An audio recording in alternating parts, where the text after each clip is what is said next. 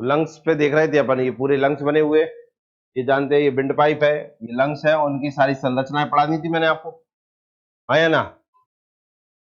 ये आप जो रेड कलर का देख रहे हैं, इनका नाम क्या है? कुपिकाएं कहते हैं, इंग्लिश में क्या कहते हैं? एल्वेलॉय कहते हैं।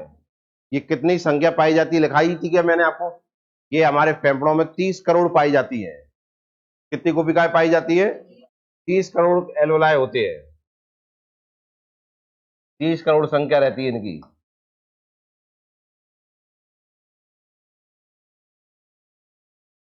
इनका काम होता है ऑक्सीजन को ब्लड में मिलाना और CO2 लेना और फिर बाहर निकलवा देना। तो ये बताया था मैंने आपको, ये मैंने आपको एल्वेलॉय के बारे में बताया था। इसे हम क्या कहते हैं? यूनिट ऑफ लंग्स, फेफड़ों की इकाई। कुछ और की बताई थी, जैसे यूनिट ऑफ बॉडी क्या है? सेल। यूनिट ऑफ ब्रेन क्या है? न्यूरॉन। यूनिट ऑफ किडनी क्या है? नेफ्रॉन्स। फिर लंग्स के बारे में बताया, स्टडी ऑफ लंग्स क्या कहलाती है? पल्मोनोलॉजी। ठीक है, ये रेस्पिरेटरी सिस्टम का मुख्य अंग है, ठीक है ना। श्वसन तंत्र का मुख्य अंग है कौन? लंग्स, फेफड़े। फेफड़े हिंदी में एक और नाम होता है फुफ्फुसिया, हिंदी में क्या कहते हैं? फुफ्फुसिया। लोकेशन कहाँ रहती है लंग्स की? थोरेसिक कैविटी, बक्षीय गुहा में। कहां पर रहती है? बक्षीय गुहा, मतलब ये हमारी जो छाती है, यहाँ पर ये जो देख रहे हैं ऐसे मुड़े, हाँ या ना। यहां से ऊपर देखेंगे, देखा है तो थोड़ा सा कड़क रहता है, फिर नीचे हम कहते हैं पेट है। इन दोनों के बीच में, पेट और ये छाती, इन दोनों के बीच में एक पसली पाई जाती है जो मांसपेशियों से बनी रहती है, मसल से बनी रहती है, जिसका नाम क्या होता है? डायफ्राम। क्या रहता है? इस डायफ्राम के ऊपर का बक्ष है ये, इसे बक्षीय गुहा कहते हैं, थोरेसिक कैविटी कहते हैं। नीचे वाले को उदर गुहा कहते हैं, एब्डोमिनल कैविटी कहते हैं। क्या कहते हैं? एब्डोमिनियल कैविटी कहते हैं, हाँ या ना। तो लंग्स कहां पाए जाते हैं? ऊपर पाए जाते हैं, तो डायफ्राम के ऊपर, ऊपर का बक्षीय गुहा में। क्लियर है ना। Colour of lungs pink. जो सिगरेट पीते हैं उनके आप जानते ही कैसे हो जाते हैं, तुम्हें पता है? तुम्हें हाँ, सब पता है तुम्हें, ठीक है ना। लंग्स को, जो हमारे लंग्स है उन्हें रक्षा करने वाली मेम्ब्रेन झिल्ली कौन सी होती है? प्ल्यूरा। कौन सी होती है? प्ल्यूरा। हमारे फेफड़ों को सुरक्षा देने वाली झिल्ली का नाम क्या है? प्ल्यूरा। और वेट कितना होता है? 1.3 से 1.5। दोनों का भी अलग अलग बता दिया था, 600-700 रहता है कि नहीं रहता? हाँ या ना। छोटे बड़े रहते हैं, बताए थे। मेन फंक्शन ऑफ लंग्स क्या है? एक्सचेंज ऑफ गैसेस, गैस विनिमय। हिंदी में कहे तो क्या? गैसीय विनिमय।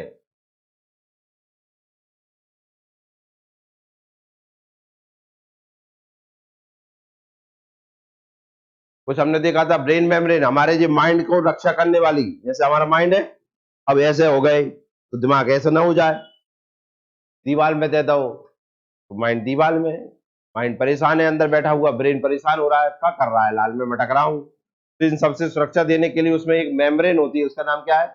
मेनेजेस। क्या रहा है? मेनेजेस। हार्ट मेम्ब्रेन, हमारे हार्ट के ऊपर भी एक झिल्ली पाई जाती है सुरक्षा के लिए, उसका नाम क्या है? कार्डियक। किडनी की क्या है? पेरिटोनियम। क्लियर है, हाँ या ना। अब हम क्या पढ़ेंगे इसमें वो देखें।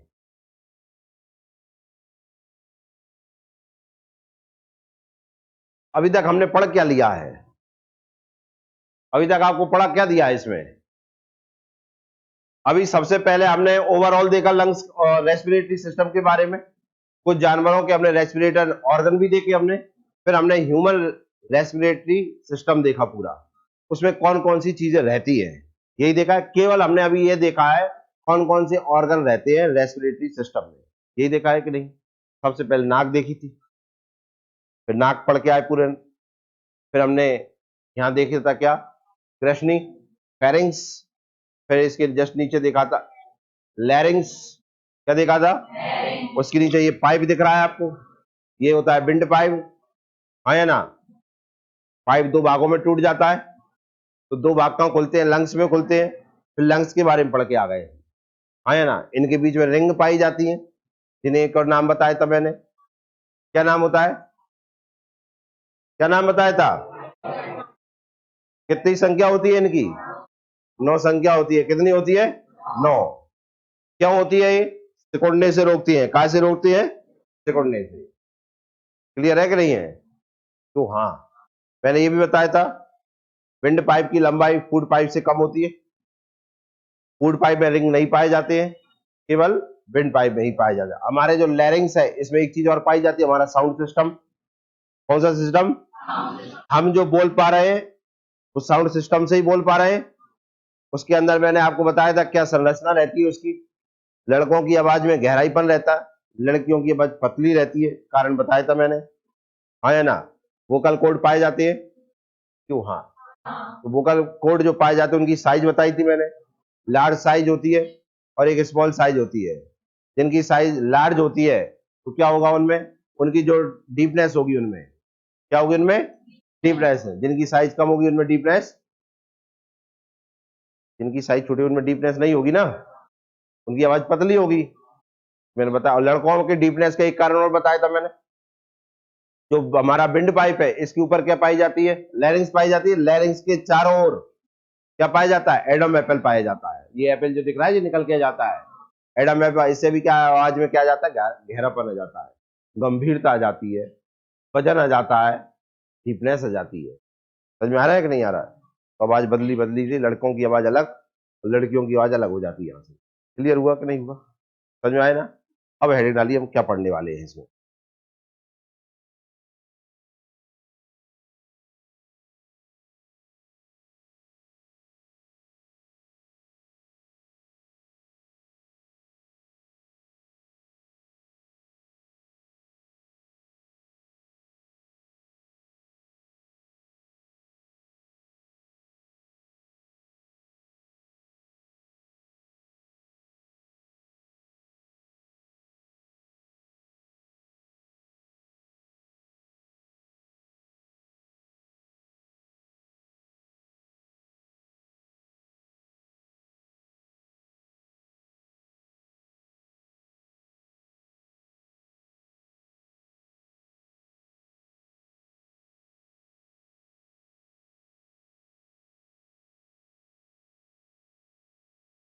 लिख लीजिए।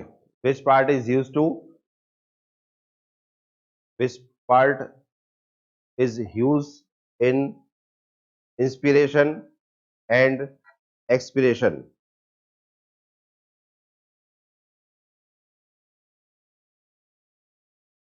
लिख पाए? Which part is used in inspiration and expiration? तो दो तरीके के काम होते हैं हमारे शरीर में, आपने देखा होगा।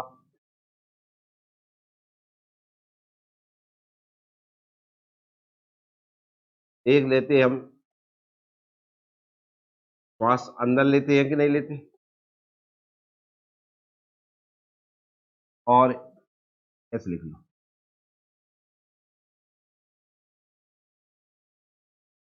सांस अंदर लेना, और एक होता है सांस बाहर छोड़ना।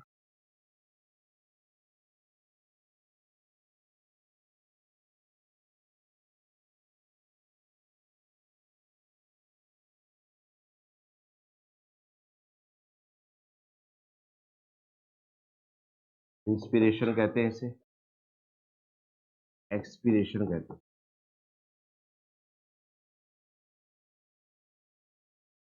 लिख लो।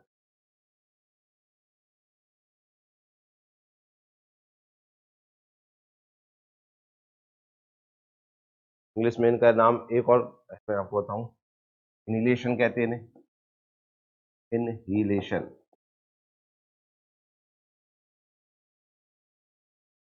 एक्सीलेशन।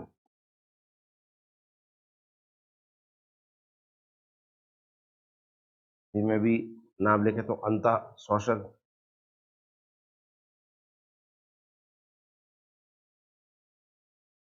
बाह्य श्वसन।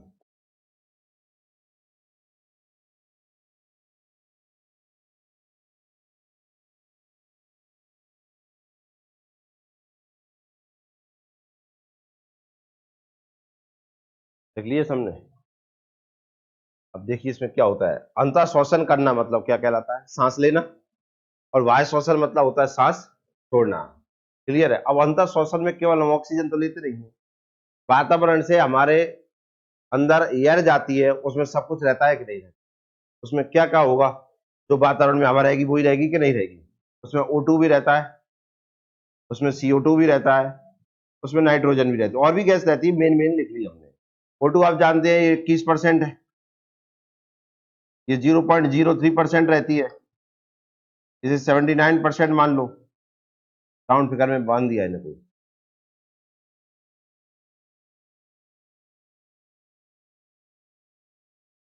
ये हमने अंदर ले ली सबको, सांस ली, एक बार में ये सब चले गए। अब सांस छोड़ेंगे, और जब सांस छोड़ रहे होते हैं तो क्या कर रहे होते हैं, O2, CO2 और नाइट्रोजन। देखो नाइट्रोजन जितनी लेते हैं नाइट्रोजन उतनी ही चली जाती है, उसका उपयोग शरीर में पता ही नहीं है। समझ में आया कि नहीं आया। कार्बन डाइऑक्साइड जो 0.03% हमने ली, जब बाहर कर रहे होंगे तो वो हो रही होती है बाहर 4%।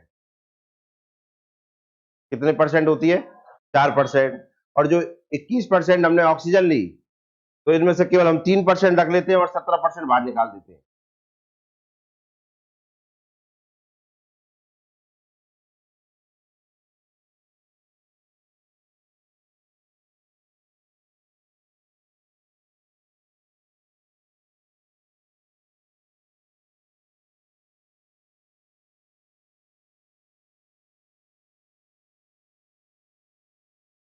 लिख लिए सबने, और सुनना एक मिनट ध्यान से।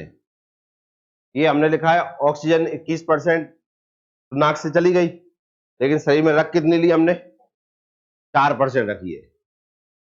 कितनी, समझ में आया, बाकी सब्जी बाहर कर दी ना, 17% बाहर हो गई कि नहीं। तो हमने पूरी की पूरी ऑक्सीजन क्यों नहीं रखी हमने, इतनी कम मात्रा में। हम ये कहते हैं हमारे जीवन के लिए ऑक्सीजन परम आवश्यक है, तो ऑक्सीजन जब मिल रही है तो वहां में से केवल हम 3% रख रहे हैं, सब्जी बाहर कर रहे हैं। ऐसा क्यों हो रहा है, ध्यान रखना, हम शुद्ध ऑक्सीजन पूरी पूरी ग्रहण नहीं करते। जिनके ऑक्सीजन लगती है, बीमार होने पर ऑक्सीजन लगती है, उन्हें शुद्ध ऑक्सीजन नहीं दी जाती है। शुद्ध ऑक्सीजन दे दी तो पता क्या होगा, मर जाएंगे हम, अगर शुद्ध ऑक्सीजन चली गई, क्योंकि ऑक्सीजन का काम जलाने का होता है, काय में सहायक होती है। किसी भी चीज में आग लगती है तो ऑक्सीजन की उपस्थिति में लगती है कि नहीं, आया ना। तो हमने ऑक्सीजन पूरी पूरी शुद्ध ले ली, तो जला देगी कि नहीं जला देगी, आया ना। तो नाइट्रोजन तो हम बाहर कर देते हैं, तो साथ में कार्बन डाइऑक्साइड गई कि नहीं गई हमारे, ये देखो गई।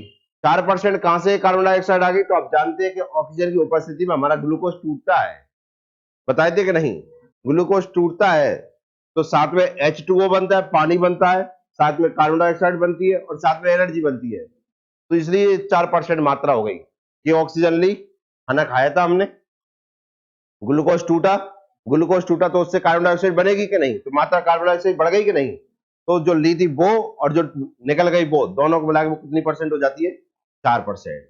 ऑक्सीजन मात्र हम 3% लेते हैं, ज्यादा ऑक्सीजन इसलिए नहीं क्योंकि वो हमें हानिकारक हो जाएगी। समझ में आया कि नहीं आया, हाँ या ना। तो ये ले ली और ये छोड़ दी, क्लियर है। अब जब ले रहे होंगे और छोड़ रहे होंगे तो शरीर में क्या परिवर्तन आ रहा होगा, कौन कौन से भाग उपयोग में आ रहे होंगे, समझ में आए कि नहीं आए, क्या परिवर्तन है। जैसे आप सांस लो जोर से,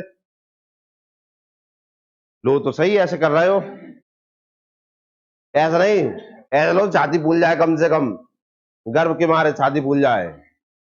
लाल मोबाइल नहीं फुलाने हैं, वो मोबाइल देख रहा है, सांस लो, सांस अब पूरी क्लास की ऑक्सीजन खींच ले गए तुम्हार, ऐसे ऑक्सीजन है तो हमें लगे कि छाती फूल गई, तो नहीं ले पाए, क्या हो गया।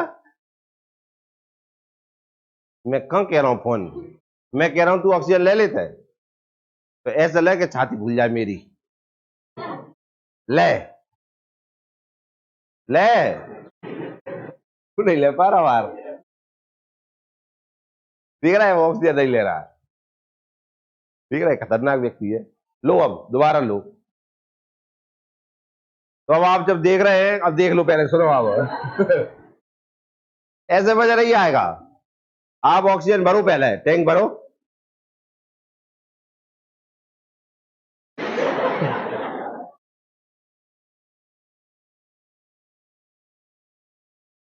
लाल, जब ऑक्सीजन अगर नहीं भरी ना तो मैं पढ़ाऊंगा ही नहीं। क्लास तो तभी चालू हुई जब ऑक्सीजन सिलेंडर भर जाएंगे पूरे पूरे। ये सिलेंडर है दो, ये लंग्स है ना, दो सिलेंडर है हमारे, ये इसमें गैस भरती है, तो इन्हें भरो पहले पूरे।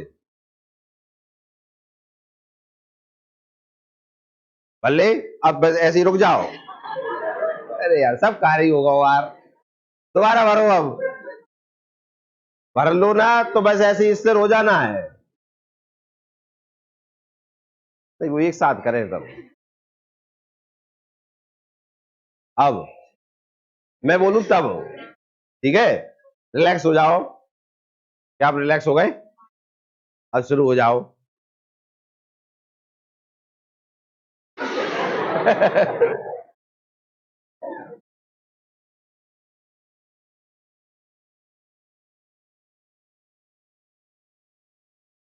हंसते तो यार, तुम हंसने से थोड़ी क्लास चलेगी। तुम खांस लो, खांस कौन रहा है? मैं कहूं जब संरचना में क्या परिवर्तन आएगा आपकी, में वो बताने वाले, तो सांस आपको भरना ही पड़ेगा, तो इस संरचना में परिवर्तन आएगा। समझ में आया कि नहीं आया? तो अब स्टार्ट। अब रुक जाओ, ऐसी स्थिर रहना।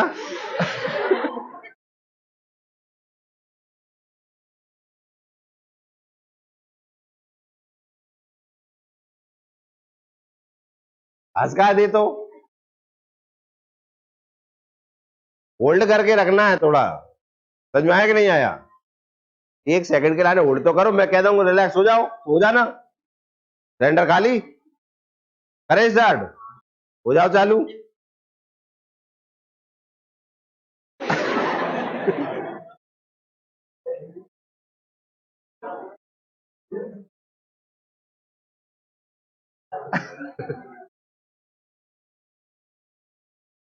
क्या कर रहे हो यार तुम्हें?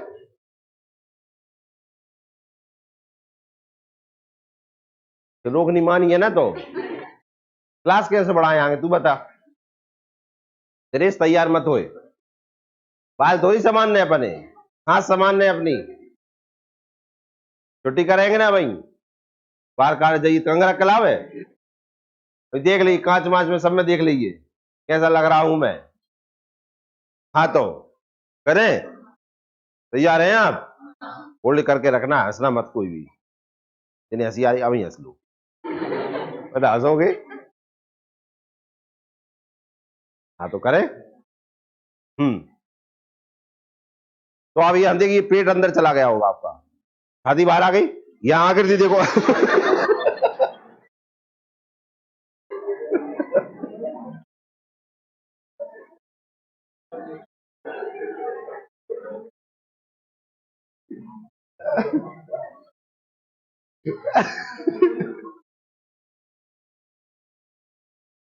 इधर किसने आवाज निकाली, ऊ गई।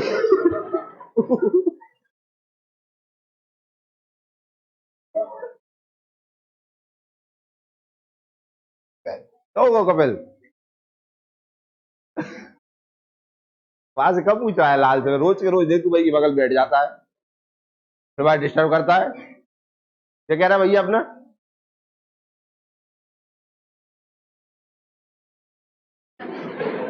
क्या हो जाता है?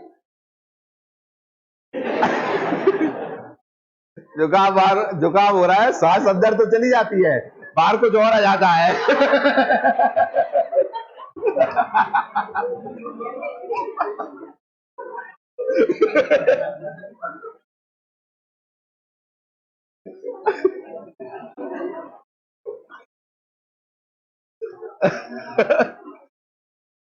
पर लेने में दिक्कत नहीं है, छोड़ने में बड़ी दिक्कत आ रही है।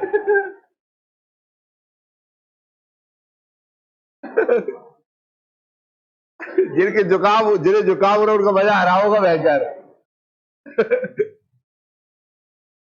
क्या कह रहा है? जिलेबी और इधर भी देख रहा हूं, उससे बिल्कुल नहीं बन रही है। साथ छोड़ने में हाथ ऐसे आ रहा है आगे, जो भी आए जोड़ देना बिक जाए।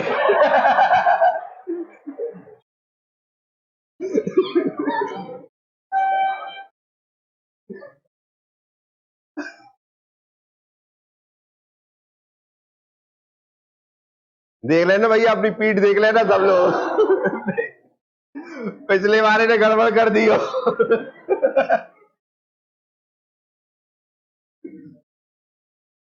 नहीं तो वहां को काम तो हो गया होगा कि सर जी बहुत बढ़िया करवाया। सांस लेने में जो दिक्कत चल रही थी सब खत्म हो गई, सब अंदर का चला गया सामने वाले पर। देख लेना, नहीं घर ऐसे ही चले जाओ तुम। तो देखिए आप, जब आपने सांस ली तो ये जो डायफ्राम था आपका, इसकी आकृति में चेंज आता है या ना? और जब आपने सांस छोड़ी तब आकृति में, जब सांस छोड़ते हैं तो ये ऊपर धक्का मारता है। क्या मारता है? ऐसा ऊपर धक्का मारता है। तो जब धक्का मारता है तो लंग्स सिकुड़ते हैं तो हवा बाहर निकल जाती है। और जब हम सांस लेते हैं तो ये डायफ्राम जो इस तरीके की आकृति का होता है, ये सीधा हो जाता है ऐसा, और लंग्स इस तरीके की ओर बढ़ते हुए चले जाते हैं। हाँ या ना? ये लंग्स जो है वो इधर नीचे हो जाते हैं तो हमारी छाती फूल गई। ये बक्ष जो है हमारा वो फूल जाता है हमारा। समझ में आया कि नहीं आया? क्योंकि ये आकार बढ़ गया ना इनका। और जब हम सांस छोड़ते हैं ये नीचे से ऊपर पावर लगाते हैं, सीधी सांस बाहर। क्लियर हुआ कि नहीं हुआ? हाँ या ना? लेकिन ये तो केवल लंग्स के बारे में बताई। लंग्स दो चीजों में सुरक्षित हैं। एक तो मैंने मेम्ब्रेन बताई जिसका नाम प्लूरा था। दूसरे आपने लंग्स की अगर डायग्राम देखा हो तो लंग्स सुरक्षित है हमारे पसलियों में। काय में? पसलियों में। पसली देखिए, ये आप हाथ लगाते तो यहाँ हड्डी का ढांचा सा दिखता है कि नहीं दिखता? 12 जोड़ी होती है ये। कितनी जोड़ी होती है? इनके अंदर लगा रहता है कौन? इनके अंदर रहता है कौन? लंग्स। समझ में आया कि नहीं आया? तो पसली भी मदद करती है सांस लेने में हमें। पसली का कौन सा भाग सांस लेने में या रेस्पिरेटरी सिस्टम में काम आता है, ये प्रश्न है। समझ में आया ना? पसली मतलब रिब्स मसल्स, ठीक है ना? रिब्स मसल्स का कौन सा पार्ट रेस्पिरेटरी में काम आता है? पसलियों का, या पेशियां कह दो आप, पेशी भी कह देते हैं। पेशियों का कौन सा भाग श्वसन में काम आता है? अभी डायग्राम बनाऊंगा मैं, उसको बनाना आप, उसमें समझ में आएगा सब आपको।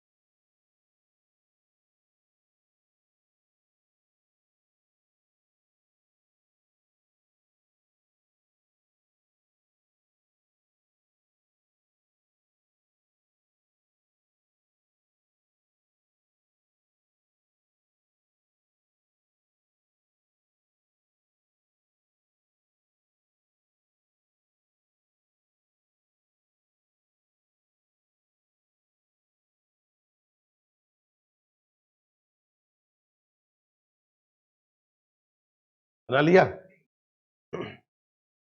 बन गया?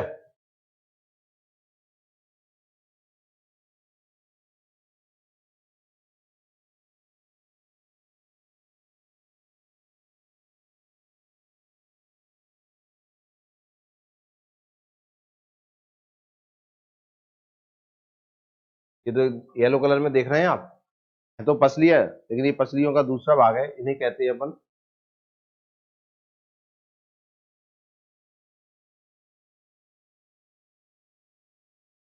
इंटरकोस्टल मसल्स या पेशियां।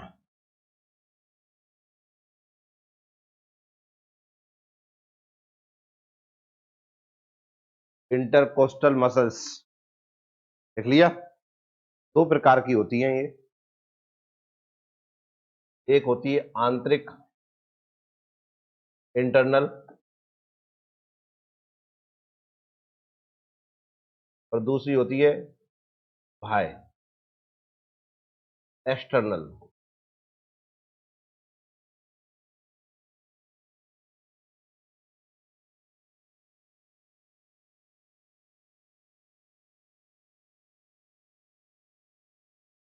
ये आप देख रहे हैं उसमें ये दो भाग, ये दोनों लंग्स हैं, लिखने की जरूरत है नहीं, अब तो आकृति समझ में आ जाता होगा।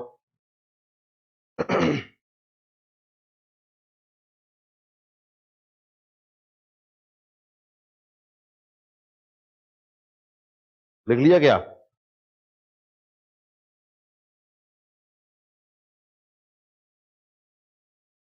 अब इसमें हम देखेंगे, जब हम सांस ली ना एक बार हमने, जैसे ही सांस ली आपने, एक काम, दो काम और ये तीन काम, पसलियां काम दे रही होंगी, डायफ्राम काम दे रहा होगा, लंग्स काम दे रहे, तो दो का तो मैंने समझा ही दिया आपको। सांस ली तो फेफड़े फूल गए और जो डायफ्राम था वो नीचे चला गया, सांस छोड़ी तो डायफ्राम ऊपर आ गया, लंग्स में धक्का दी, सांस बाहर छोड़ी। पर ये जो पेशियां, इनका कौन सा भाग काम में आता है?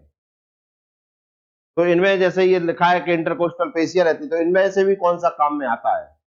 ठीक है, एक बार सांस लेने में हमारी तीन चीजें काम में आती है। समझ में आया कि नहीं आया? कितनी चीजें काम आती है? तीन चीजें। क्या लेवे में? सांस लेने में। सांस को इंग्लिश में कहते हैं ब्रीथिंग, और श्वसन को कहते हैं क्या? रेस्पिरेशन। रेस्पिरेशन अलग है और ब्रीथिंग अलग होता है। एक बहुत ही ज्यादा माइनर सा अंतर बता रहा हूं, ध्यान से सुनिए आप। जब आप श्वसन करते हैं, रेस्पिरेशन करते हैं, तो एनर्जी बिल्डअप होती है आपके अंदर। ग्लूकोज टूटता है कि नहीं टूटता? तो एनर्जी बनती है। बताया था फॉर्मूला बना के आपको, C6H12O6 प्लस O2। तो आपने देखा होगा H2O plus CO2 plus energy बनती है। एक ग्लूकोज का अणु मॉलिक्यूल्स टूटने पर 673 किलो कैलोरी बनती है, 673 कैलोरी बनती है कि नहीं? लेकिन अगर सांस लेते हैं तो आपकी एनर्जी वेस्ट होती है। कोई व्यक्ति के लिए सांस ले रहा है तो भी वह भूख लगे आएगी, एनर्जी जाती है उसकी। अब आपको मन में आ रहा है सर सांस लेने में कौन सी एनर्जी आ रही है, चल ले ली या छोड़ दी, इसमें एनर्जी कैसे जा रही? तो आप देखिए ना, आपके शरीर के तीन भाग काम कर रहे हैं कि नहीं? एक काम कर रहा है लंग्स, फूल गया, सिकुड़ गया, फूल गया, सिकुड़ गया। डायफ्राम नीचे चला गया, ऊपर हो गया, नीचे चला गया, ऊपर हो गया। इनके में भी कोई काम कर रहा होगा, है ना? ये काम कर रहा है, ये काम कर रहा है, ये काम कर रहा है, नीचे जा रहा है, कोई ऊपर आ रहा है, कोई फूल रहा है, सिकुड़ रहा है, ये भी कोई काम कर रही है। तो इन्हें चलाने के लिए कोई ना कोई एनर्जी लग रही होगी कि नहीं? तो जो एनर्जी लग रही होगी तो एनर्जी वेस्ट हो रही है कि नहीं हो रही? एनर्जी काम में आ रही है कि नहीं आ रही? ध्यान रखना, सांस लेने पर एनर्जी लॉस होती है हमारी, और रेस्पिरेशन करने पर एनर्जी बिल्डअप होती है। बात समझ में आई कि नहीं आई? दोनों में अंतर समझ में आया? क्यों? क्यों इन तीनों को पेस मसल्स को चलाने के लिए एनर्जी की जरूरत पड़ेगी कि नहीं पड़ेगी? मसल्स को चलाने के लिए एनर्जी की जरूरत पड़ेगी कि नहीं पड़ेगी? हाँ या ना? क्लियर है? लेकिन श्वसन आपने किया, रेस्पिरेशन आपने किया, तो आपने तो क्या बना ली? एनर्जी बना ली। तो वहां एनर्जी बनती है और यहां एनर्जी वेस्ट होती है। कोई दिक्कत? समझ में आया कि नहीं आया? बाकी इसके आगे का कल देखेंगे।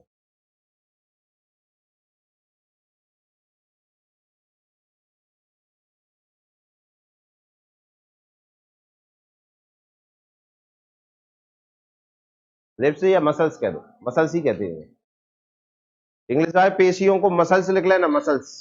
जिन्होंने नहीं लिख पाया तो मैंने बोल दिया था आपको।